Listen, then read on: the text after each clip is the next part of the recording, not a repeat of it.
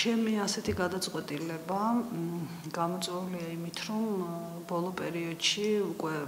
ახლოვდება არჩევნები, ეს წინასაარჩევნო პერიოდი ნელ-ნელა ძალიან დაიძაბა. ვხედავ ნაციონალების გააქტიურებას ძალიან ცუდი მხრიდან, ვხედავთ როგორ აქტიურობს სააკაშვილი უკრაინიდან, ისინი მიმართავენ ყველა ღონეს და ძალის მიერს, ჩვენ კარგად ვიცნობთ, რასაც წარმოადგენს ნაციონალური მოძრაობა, ისინი არიან ყველაფერზე წამსვლელი. ამიტომ მე ვფიქრობ, რომ აუცილებლად იქნება პროვოკაციები ისეთი, რომელიც არის მათთვის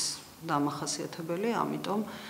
მე მიმაჩნია, რომ ჩემი რესურსი აუცილებლად უნდა იქნეს გამოყენებული, რა თქმა უნდა, ქვეყნის ასიკეთოთ და მე ბოლო პერიოდში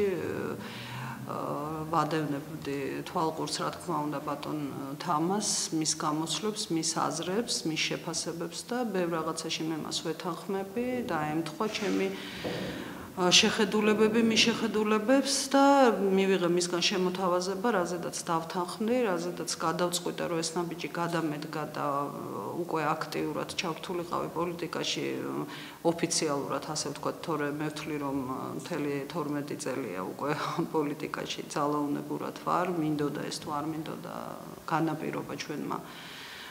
ასეთმა რთულმა ცხოვრებამ, როდესაც იყო სააკაშვილის სისხლიანი რეჟიმი და მას მე ფაქტიურად ამ პოლიტიკაში ვარ და ეხლა უკვე გადავწყვიტე, იმიტომ რომ ნამდვილად ვერ დავჯდები გულხელდაკრეფილი და ვერ უყურებ იმას, რომ ნაციონალურმა მოძრაობამ კიდევ რაღაცა უბედურება დაატეხოს თავს ჩვენს ქვეყანას. ამიტომ როგორც არასდროს, როგორც 2012 წელს მთელი ერი დადგა ერთად, რომ ეს საშინელი ტირანი მოგოშორებინა ქვეყნიდან, ასევე ახლაც ასეთივე მნიშვნელოვანი არჩევნები გვიდგას წინ. არავითარ შემთხვევაში მე მინდა მოვუწოდო ქართველ ერს, რომ არავითარ შემთხვევაში მათ არ უნდა დაიზარონ არჩევნებზე მისვლა და არ უნდა იყვნენ იმედგაცრუებული და ნიჰილიზმში ჩავარდნილი, აუცილებლად უნდა მივიდნენ ისინი არჩევნებზე და მათი პირადი სურვილი აუცილებლად იქ უნდა დააფიქსირონ, ვინაიდან მათი არ მისვლით ისევ სააკაშვილის და ნაციონალური მოძრაობის წისქვილზე დაასხამენ წყალს და ამიტომ მე მოვუწოდებ სრულიად საქართველოს, რომ აქტიურად მიიღონ მონაწილეობა არჩევნებში. რაც შეეხება ჩემს ამ გადაწყვეტილებას, საზოგადოებისთვის კარგად არის ცნობილი ჩემი ამ პერიოდის მოღვაწეობა და ჩემი ბრძოლა უსამართლობის წინააღმდეგ, ამ სასტიკი რეჟიმის წინააღმდეგ. მე ჩემთვის მთავარი არის ის, რომ ქვეყანაში სამართლიანობა აღდგეს და ის, რომ ნამდვილად აღარაფერი დამრჩენია სააკაშვილის რეჟიმიდან გამომდინარე, ჩემს დარჩენილ ცხოვრებას მინდა, რომ ჩემი დარჩენილი ცხოვრება მიუძღვნა ქართულ ხალხს, ჩემს ქვეყანას, ჩვენს მომავალს, ჩვენს მომავალ თაობას, ბუტას მეგობრებს, მის ხელა ახალგაზრდებს და რაც შემიძლია, რაც დამრჩა კიდევ, მოვახმარო აუცილებლად ჩემს ქვეყანას და ნამდვილად არ გავჩერდები და ვერ უყურებ შორიდან, როგორ უნდათ რომ ისევ დააქციონ ჩვენი ქვეყანა ნაციონალებმა და ის მითი, რომ ნაციონალები იყვნენ არიან ოპოზიციური ძალა, მთავარი, ეს მინდა რომ დაინგრეს და პარლამენტში შევიდეს არა მარტო ეს ჩვენი ახლა შექმნილი პარტია, არამედ ყველა ის ოპოზიციური ძალა, რომელიც მართლა იბრძოდა რეჟიმის წინააღმდეგ, მათ დიდი ღვაწლი და ბევრი აქვთ გაკეთებული ქვეყნისთვის, ბევრი აქვთ ნაბრძოლი, ესეთი ხალხი მე მინდა რომ ყველა ვიხილო პარლამენტში და აღარასდროს აღარ იყოს ნაციონალური მოძრაობა მარტო პარლამენტში წარმოდგენილი როგორც ოპოზიცია და საერთოდ მე მინდა რომ ამ არჩევნებზე ერთხელ და სამუდამოდ დასრულდეს ამ ნაციონალების საერთოდ პარლამენტშიც არსებობა და როგორც პარტიის ასევე. ეს იყო ჩემი გადაწყვეტილება.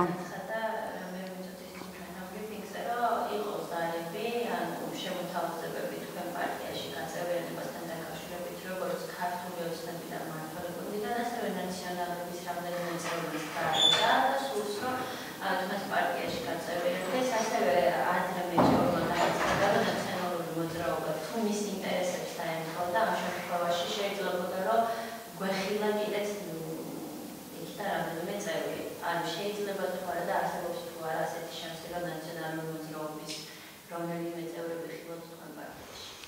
მე ჩემი მოსაზრებით მე მაგალითად არ მიმაჩნია ეს სწორი, იმიტომ რომ მე მათ არ ვენდობი, მთელი ამდენი წლების მანძილზე, რომლებიც მხარს უჭერდნენ, ეს იყო პირდაპირ თუ ირიბად, თუ აქტიურად, თუ არააქტიურად, ხალხი, რომელიც უჭერდა მხარს ამ პარტიას, რომლებიც იყვნენ მათი მომხრეები, მე ვერ წარმომიდგენია, იმიტომ რომ ეს იყო ხანგრძლივი პერიოდი იმ უბედურების და იმ საშინელების, რასაც ეს პარტია აკეთებდა და ნამდვილად ვერ წარმოვიდგენ, რომ ესე იცვალონ მათ ფერი, რომ უცებ გახდნენ რაღაცა აბსოლუტურად მოგვევლინოს სხვა. მე ცოტა ნაკლებად ვენდობი ამ ხალხს და ამიტომ რაღაცა მე ვერ წარმომიდგენია, რომ ნაციონალური მოძრაობის ყოფილი წევრები რა ვიცი, მისი გადასაწყვეტია, მე არ ვეთანხმები მაგაში და არ ვიცი თვითონ თუ ესე თulis, ეგ უკვე მისი მას უნდა კითხოთ. წინასაარჩევნოდ როგორ მიდის თქვენი მუშაობა და რამდენად ფიქრობთ, რომ თქვენ უკვე არსებულ პოლიტიკურ ძალებს, რომლებსაც აქვთ განკვეული რეიტინგი, გავუწევთ კონკურენციას და პარლამენტში შეხვალთ საკმაოდ კარგი მე მაქვს ამისი იმედი, იმიტომ რომ ჩვენი საინიციატივო ჯგუფი გუშინ წარედგინა საზოგადოებას, მათთვის თითოეული წევრი არის საკმაოდ ცნობილი, კარგად იცნობს საზოგადოება, ვინ ვართ და რას წარმოვადგენთ. მე ვფიქრობ, რომ ბატონ თამას საქართველოს მოსახლეობის დიდი ნაწილი უჭერს მხარს და იზიარებს მის აზრებს, ვინაიდან ეს ადამიანი არის სული და ხორცით ქართველი, ის არის პროქართული ორიენტაციის, მას სურს თავისი ქვეყნის სიკეთე. ნამდვილად სწორედ ეს იყო ის, რის გამოც მე დავუჭირე მას მხარი, იმიტომ რომ ჩვენ ყველამ ერთად უნდა ვაკეთოთ ქართული საქმე, საქართველოს ასიკეთოთ. ამიტომ მე ვფიქრობ, რომ ხალხი ამას ხედავს და ნამდვილად დაიჯერებს ჩვენსას, იმიტომ რომ ჩვენ უკვე ძალიან ბევრი გამოვიარეთ და უკვე კარგად გვიცნობს ხალხი ვინ რას წარმოადგენს და ამიტომ მგონია რომ ნამდვილად დაგვიჭერს ხალხი მხარს. ანუ გაიცნო რომ ეს პროქართული დამოკიდებულება ზოგადად ნიშნავს იმას რომ უნდა გვაწარმოოთ მოლაპარაკება ესეთი კუთხით სკესდება გასაგებია რომ უნდა გვაწარმოოთ მოლაპარაკება რუსეთთან რაღაც ჩვენეთის სარწმუნოება და ეს რამდენად შეუქმნის ეს პრობლემა შემდეგ ევროპის კუთხით ანუ არის თუ არა იმის საშუალება რომ ორი ქვეყნის დაპირისპირების შუაში მოეწევს თვითონ საქართველოს როდესაც ესეთ კურსს ვირჩევს და ესე მასეთ ვითარებაში ჩვენ ამ წუთასაც ვიმყოფებით. ჩვენი სწორედ დიპლომატია წარმოადგენს ამას, რომ უნდა მოვახერხოთ ისე, რომ ჩვენ არ დავაზარალოთ ჩვენი ქვეყანა. რა თქმა უნდა, რუსეთი არის ჩვენი მეზობელი და მასთან საუბრის გარეშე, როდესაც ტერიტორიების დიდი ნაწილი გვაქვს დაკარგული და ამაზე უნდა იყოს საუბარი და ჩვენი მთავარი მიზანი არის ამ ტერიტორიების დაბრუნება და საქართველოს გაამთლიანება და გაერთიანება. რუსეთთან ლაპარაკის გარეშე, რა თქმა უნდა, ეს არ მოხდება და ეს ყველაფერი დიპლომატიით უნდა მოხდეს იმ დონეზე, რომ ჩვენ ყველასთან უნდა გქონდეს კეთილგანწყობილი, კეთილმეზობლური ურთიერთობა, ეს იქნება ევროპა, ეს იქნება ამერიკა თუ ეს იქნება რუსეთი. ჩვენ ყველა მხრიდან, ყველა დასავლეთიდანაც და რუსეთიდანაც ყველა მხრიდან უნდა ვეძებოთ და მოვახერხოთ ის, რომ ჩვენი ქვეყნისთვის რაც არის კარგი, სასიკეთო, ის წამოვიღოთ და არა ის, რომ ჩვენ ვიღაცას დავემონოთ და რაც უნდათ ისე გვიმართონ შიდა პოლიტიკაც და ყველაფერში იყვნენ ჩარეული და ყველაფერში მაშინ ჩვენ როგორ ვართ დამოუკიდებელი ქვეყანა. ძალიან არ მომწონს, როდესაც ამერიკის ელჩმა განცხადება გააკეთა ეხლა ხანს რუსთავიებთან დაკავშირებით, ესეთი ფაქტები ჩემთვის ძალიან მიუღებელია, როგორ შეიძლება ესე ერეოდეს შიდა პოლიტიკაში და საერთოდ შიდა საქმეებში, რომელიმე სხვა ქვეყანა. ამიტომ მე მიმაჩნია, რომ ყველასთან უნდა მოვახერხოთ, ყველაფერი ისე გავაკეთოთ, რაც იქნება ჩვენი ქვეყნისთვის სასიკეთო და არ საით არ იხრება ჩვენ კიდევ ვიმეორებ ჩვენ ვართ ქართული პარტია, ქართული ორიენტაციის და ყველაფერი იმისთვის უნდა გავაკეთოთ, რომ ჩვენ მე მინდა გითხრათ, რომ საქართველოს ნამდვილად აქ არავისი არც ჭკუის სასწავლებელი და არც ის რომ მითითებები და ვიღაცის დაკრულზეც ეკავდეს საქართველოს. ჩვენ უძველესი ერი ვართ უდიდესი კულტურის. ამიტომ ვერავინ ვერ გვასწავლის ისეთ რაღაცებს, რაც არის თუნდაც ოჯახის სიწმინდე, თუნდაც დედაშვილობა, თუნდაც მეგობრობა, რაც რითიც განსხვავდებოდით ჩვენ მთელი მსოფლიოსგან, ეს ქართველ ერს, რაც ქონდა მოჭარბებული და რაც ყველაზე ძვირფასი გქონდა, ჩვენ ეს ნელ-ნელა ვკარგავთ ამ ყველაფერს, სწორედ აი ამ სხვა ქვეყნების ჩარევიდან და პირველ რიგში ჩვენი მთავარი მიზანი უნდა იყოს მამული ენა, სარწმუნოება, ჩვენი ტრადიციები, ჩვენივე შვილები უნდა აღზარდოთ სწორედ აი ამ სულისკვეთებით და ეს არასდროს არ უნდა დაიკარგოს ეს უძველესი ერი, რომელიც დღემდე მოვიდა, ესე იგი ეს არის უფლისგან კურთხეული, რომ ვარსებობთ კიდე დღემდე და ამიტომ ასე უნდა გავაგრძელოთ და ყველამ ერთად თელმა საქართველოს უნდა გავაკეთოთ ის და უნდა მივახციოთ იმას, რომ ეს არ დავკარგოთ და ეს არ წაიშალოს, რაც ყველაზე ძვირფასი გქონდა და რითიც განსხვავდებოდით ყველასგან. რამდენად შეძლებს პატარა ქვეყანა, ანუ საქართველოა გქონდეს მხოლოდ თავისი კურსი და შესაბამისად არ მიემხროს რაც მე ვამბობ კეთილმეზობლური ურთიერთობა. ჩვენ ვერავითარ შემთხვევაში იზოლაციაში ისედაც რატო უნდა ვიყოთ, რა სისულელეა, უნდა წინ მიდიოდეს ქვეყანა და ვითარდებოდეს და იმ დასავლეთიდანაც კარგი რაც არის, ის უნდა გადმოვიღოთ და თუნდაც იმ ამერიკიდან გავიმეორებ ვასაძის სიტყვებს, რომელიც ძალიან მომეწონა. ჩვენ შეიძლება გვასწავლონ ასფალტის დაგება. ისეთი რაღაცები, რაც არ ვიცით, კი ბატონო, დაგვეხმარონ და ვისწავლოთ, კარგი, გადმოვიღოთ ყველასგან, რაზე ალაპარაკი, მაგრამ ის რითიც ჩვენ ძლიერები ვართ. ჩვენი სულიერებით, ჩვენი სარწმუნოებით, ჩვენი ტრადიციებით, ჩვენი ისტორიით, ეს არ შეიძლება რომ დაიკარგოს და ქართველი გაქრეს, როგორც ერი. თვითმყოფადობა უნდა შევინარჩუნოთ აუცილებლად, თორე გლობალიზაციაში ისე გავქრებით ესეთი პატარა ერი, რომ საერთოდ აღარ ვიარსებებთ და ამიტომ ეს უნდა მოვახერხოთ სწორედ იმით, რომ უნდა გქონდეს სწორი ურთიერთობები, თორე მე იმას არ ვამბობ, რომ ჩვენ უნდა ვიყოთ ჩაკეტილი, უნდა ვიყოთ იზოლაციაში და არავისთან ურთიერთობა, რა თქმა უნდა, ეს ყოველდღე დაუშვებელია და შეუძლებელია იარსებო ისე. მაგრამ ეს ყველაფერი უნდა გაკეთდეს გონივრულად. სწორი პოლიტიკით.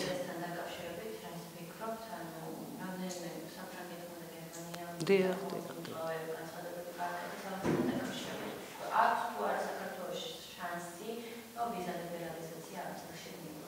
იცით რა, მე გითხრათ მართალი უკვე ეჭვმეპარება ამ ყველაფერზე და ძალიან არ მომწონს ეს ამბავი, რაღაცა